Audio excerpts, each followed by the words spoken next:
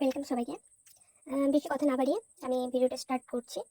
আজকে আমি বা আমার সঙ্গে যারা পড়তে চাইছো, আমি একটা পুরো বিষয়কে অ্যাকচুয়ালি একটা ডেসক্রিপটিভ একটা পার্টকে আমি জাস্ট ছোট ছোট অংশে লিখেছি বা মনে রাখার জন্য। এর থেকে সহজ উপায় আর আমার কিছু জানা নেই। জাস্ট এই পয়েন্টগুলোর মাধ্যমে কিভাবে আমি একটা গোটা পার্ট শেষ করেছি বা গোটা একটা চ্যাপ্টার শেষ করি, সেটাই তোমাদের সঙ্গে শেয়ার করবো। আর যারা যারা আমার সঙ্গে ইন্ডিয়ান ইকোনমি পড়তে চাইছো বা আরও পরবর্তী টপিকগুলো কম্পিটিটিভ এক্সামের জন্য পড়তে চাইছো, তাদের সকলকেই জানাই স্বাগত।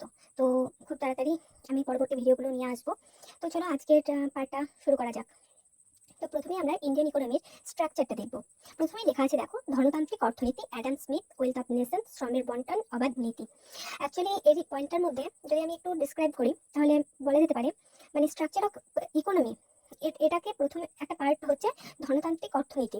হ্যাঁ, তো এটার প্রবক্তা হচ্ছেন অ্যাডাম স্মিথ। তার ওয়েলথ অফ নেশনস গ্রন্থে এটা প্রথমে তিনি উল্লেখ করেছেন। আর তারপরে তিনি বলেছেন যে শ্রমের বন্টনের কথা বলেছেন, কিসের মাধ্যমে? অবাধ নীতির মাধ্যমে। তো তারপরে আসছে ধনতন্ত্রটা অ্যাকচুয়ালি কি? এটা হচ্ছে উৎপাদনের শক্তিগুলি পুঁজিপতির মালিকাধীন থাকবে, মানে যে শক্তিগুলি উৎপাদন হবে বা যেটা উৎপাদন হবে সেটা পুঁজিপতির মালিকাধীনে থাকবে। এরপর হচ্ছে রাষ্ট্র অর্থনীতি, এর প্রবক্তা হচ্ছেন কার্ল মার্কস। এবং সাইডে লেখা আছে সোশিয়ালিস্ট ইকোনমি, আর একটা হচ্ছে কমিউনিস্ট ইকোনমি।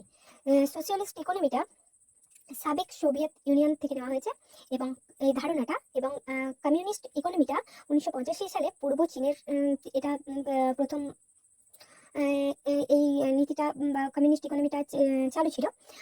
সম্পদ এবং শ্রম সম্পর্কিত, এবং এর উপর রাষ্ট্রের নিয়ন্ত্রণ থাকবে।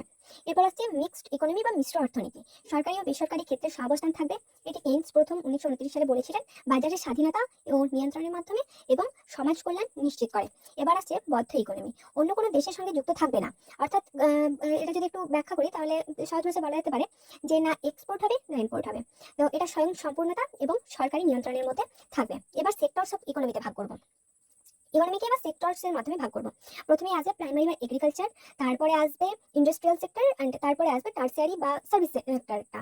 তো প্রাইমারি সেক্টরের মধ্যে যেটা প্রাকৃতিক সম্পদ সরাসরি ব্যবহার করা যাবে, যেমন হচ্ছে agriculture, forest, fishing, fuel, metals, mine, minerals ইত্যাদি।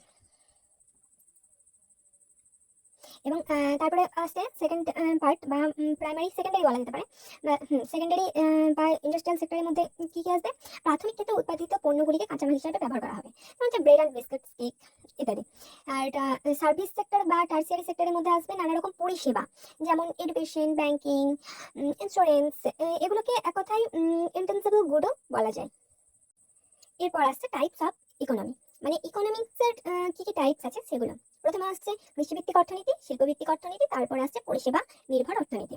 কৃষিভিত্তিক অর্থনীতিটা জিডিপিতে অবদান রয়েছে 50% বা তার বেশি, আর শিল্পভিত্তিক অর্থনীতিতে 50% বা তার কম, আর পরিষেবা নির্ভর অর্থনীতিতে হচ্ছে 50% বা তার অধিক।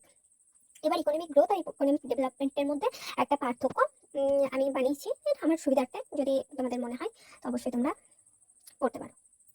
এবার বলছে ইনক্লুসিভ গ্রোথ কি বা এটার কাজ কি, এটার মাধ্যমে কি হয়? সেটা হচ্ছে কর্মসংস্থানের সুযোগ বৃদ্ধি হয়, আঞ্চলিক ও আন্তঃআঞ্চলিকের বৈষম্য হ্রাস পায়, কৃষিভিত্তিক শিল্পের বিকাশ ঘটে। এরপর গ্রিন জিডিপির একটা সংক্ষেপে ধারণা দেওয়া হয়েছে। বর্তমানে এটি স্থায়ী উন্নয়নের একটি অংশ। এটি জীববৈচিত্র্যের ক্ষতিকে আর্থিক মূল্যে হিসাব করে আর জলবায়ু পরিবর্তনের ফলে সৃষ্ট খরচের হিসাব রাখে। এই ছোট্ট একটা কনসেপ্ট আমি লিখে রেখেছি যাতে পুরো গোটাটা আমি ভুলে না যাই, সেই জন্য গ্রিন জিডিপিটা একটু লিখে রেখেছি। এবার আসছে পরবর্তী পার্ট হচ্ছে জিএনপি, জিডিপি, একটা ছোট করে ধারণা দেওয়া আছে। যদি তোমরা চাও তো লিখে নিতে পারো, বা তোমরাও বিভিন্ন বই বা যেখান থেকে ইন্টারনেটের এখন প্রচণ্ড ইয়ে আছে, তো সেখান থেকেও তোমরা লিখে নিতে পারো। তো জিএনপি এবং জিডিপির মধ্যে একটা পার্থক্য দেওয়া হয়েছে। আর এনএনপি বা পিসিআর সম্পর্কে আমার একটু ধারণা রয়েছে, তো সেখান থেকেই মোটামুটি আমি কভার করে ফেলবো, সেজন্য আমি আর কিছু লিখে নিই। এখানে জাস্ট সংক্ষেপে একটু লিখে রেখেছি যে এনএনপির ক্ষেত্রে জিএনপি মাইনাস ডেপ্রিসিয়েশন, আর পিসিআইটা হলো টোটাল ন্যাশনাল ইনকাম থেকে টোটাল পপুলেশনকে ডিভাইড করলে এটা পিসিআইটা পাওয়া যাবে। জীবনযাপনের মানের সূচক বা পিকিউএলআই, এটির তিনটি পার্ট: গড় আয়ুষ্কাল, জন্মকালীন শিশুর মৃত্যু হার, আর একটা হচ্ছে মৌলিক শিক্ষা। তো এটুকুর মধ্যেই আমি মোটামুটি কভার করে ফেলবো। তোমরা যদি আরো বিস্তারিত জানতে চাও তো অবশ্যই রেফারেন্স বই কিংবা ইন্টারনেটের মাধ্যমে জানতে পারো। এরপর আসছে এইচডিআই, এটি তিনটি নির্ণায়ক রয়েছে এবং এর প্রবক্তা হচ্ছে পাকিস্তানের অর্থনীতিবিদ মেহবুবুল হক। তো এইচডিআই যে তিনটি নির্ণায়ক সেটি হচ্ছে জীবনযাত্রার মান, জ্ঞান এবং গড় আয়ুষ্কাল। ইউএনডিপি, এইচডিআই, তো এটা তিনটি পার্ট বা তিনটি ভাগ হচ্ছে high human development countries, medium human development countries এবং লো হিউম্যান ডেভেলপমেন্ট কান্ট্রিজ। তো ইউএনডিপির মাধ্যমে যেটা হাই, মিডিয়াম এবং লো তে ডিভাইড করা হয়েছে। তো এটার কিছু পয়েন্টসের ভিত্তিতে বা একটা স্কেলের ভিত্তিতে এটাকে ভাগ করা হয়েছে। তো যেটা হাই হিউম্যান ডেভেলপমেন্ট কান্ট্রিজ এর পয়েন্ট অ্যান্ড ইন্ডেক্স হচ্ছে 0.800 থেকে 1.00, আর মিডিয়ামের ক্ষেত্রে হচ্ছে 0.500 থেকে 0.799 এবং লো কান্ট্রিজের মধ্যে হচ্ছে 0 থেকে 0.499। তো ভারত এর এইচডিআই হচ্ছে 0.633। 2023 সালে এটি 119টি দেশের মধ্যে 132 নম্বরে এবং 2025 সালে 193টি দেশের মধ্যে 130 নম্বরে। তো আমি এখানে একটা কথা বলে রাখি, 2023 সালে এটা আমি বই পেয়েছি এবং 2025 সালে এটা আমি ইন্টারনেটে সার্চ করেছি। তো যে তথ্যটা আমি পেয়েছি সেটা এখানে আমি ছোট করে লিখে রেখেছি। তো যদি আমার নোটসে বা আমার পড়ার মধ্যে কোনো ভুল থাকে, তোমরা যারা দেখবে ভিডিওটা, তো আমাকে অবশ্যই যেন জানিও যে এখানে আমার ভুল হয়েছে। তাহলে তোমাদের সঙ্গে সঙ্গে আমি আমার ভুলটা সংশোধন করে নিতে পারবো। এবং অবশ্যই আমি দুঃখিত যে আমি তোমাদের কাছে কোনো ভুল ইনফরমেশন দিতে চাই না। তো আমি যেটা পড়ছি বা আমি আমার যেটা তথ্য আমি পাচ্ছি সেটাই আমি তোমাদের সঙ্গে শেয়ার করছি। যদি ভুল হয়ে থাকে অবশ্যই আমাকে ধরিয়ে দিও, যাতে ভবিষ্যতে আমি সেই ভুলটা সংশোধন করতে পারি এবং আমি আরও ডেভেলপ করতে পারি আমার এডুকেশনটাকে। তো সেক্ষেত্রে তোমরা অবশ্যই আমাকে একটু হেল্প করো। এসডিজি, সাস্টেনেবল ডেভেলপমেন্ট গোলস, এটা 2015 সাল।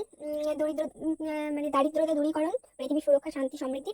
এর সময়সীমা আছে 2016 থেকে 30-এর মধ্যে। এর 17টি মূল লক্ষ্য রয়েছে, টার্গেটস রয়েছে 169টি এবং 231টি ইন্ডিকেটরস রয়েছে। 17টি মূল লক্ষ্যমাত্রা কোনগুলি সেগুলি লেখা আছে। এটির মূল 3টি স্তম্ভ, মানে এই মূল লক্ষ্যমাত্রাগুলিকে আমরা 3টে স্তম্ভে ভাগ করতে পারি: পরিবেশগত ভারসাম্য, সামাজিক অগ্রগতি এবং অর্থনৈতিক বৃদ্ধির মাধ্যমে। তো ভারতের অর্থনীতির অন্যতম বৈশিষ্ট্যগুলি এখানে দেওয়া রয়েছে। তো এখানে আমি ডিসক্রাইব করিনি, কারণ আমি পয়েন্টসগুলো থেকে মোটামুটি আমার একটা ধারণা চলে এসেছে, বা আমি একবার বই থেকে পড়ে নিয়েছি। তো আমার আর লেখার প্রয়োজন হয়নি, এই পয়েন্টসগুলো দেখলে আমার মনে পড়ে যাবে। সুতরাং তোমাদেরকে বলছি, তোমরা দয়া করে কোনো বই কিংবা ইন্টারনেটের মাধ্যমে এগুলো একটু দেখে নিই। যেটা লেখার প্রয়োজন হয়েছে সেটা হচ্ছে টিকেল ডাউন প্রসেসটা। টিকেল ডাউন প্রসেসটা আমি সংক্ষেপে লিখেছি, যে এটার একটা সংক্ষিপ্ত ধারণা হচ্ছে যে সরকার ধনীদের যদি কর ছাড় বা সুবিধা প্রদান করে, তাহলে সেক্ষেত্রে ব্যবসায়ীরা অতিরিক্ত টাকা শিল্পে বিনিয়োগ করতে পারে, তা থেকে নতুন কারখানা তৈরি হবে, কর্মসংস্থান সৃষ্টি হবে, আর সেটাই একটু একটু করে দরিদ্র মানুষের কাছে আয়ের সুফল পৌঁছাবে। আজকে ভিডিওটা এই পর্যন্তই। কোথায় ভুল হয়েছে বা আমি কোথায় ভুল বলেছি অবশ্যই আমার ভুলটা ধরিয়ে দিও, যেন আমি পরবর্তীতে আমার ভুলটা সংশোধন করতে পারি এবং আমার এক্সামে যেন কোনো ভুল না হয়। তো তোমাদের সঙ্গে এটুকু শেয়ার করলাম, এবং পরবর্তী চ্যাপ্টারগুলো যদি দেখতে হয় তাহলে অবশ্যই চ্যানেলটিকে সাবস্ক্রাইব করো আর আমার সঙ্গেই থেকো। আর আমার যদি কোনো ভুল হয়ে থাকে তো অবশ্যই তোমরা সেই ভুলটা শুধরে নিয়ে আমাকেও যেন কমেন্টে বলো যে এখানে আমার ভুলটা হয়েছে। তো আজকের মতো এই পর্যন্ত, দেখা হচ্ছে পরবর্তী চ্যাপ্টার নিয়ে।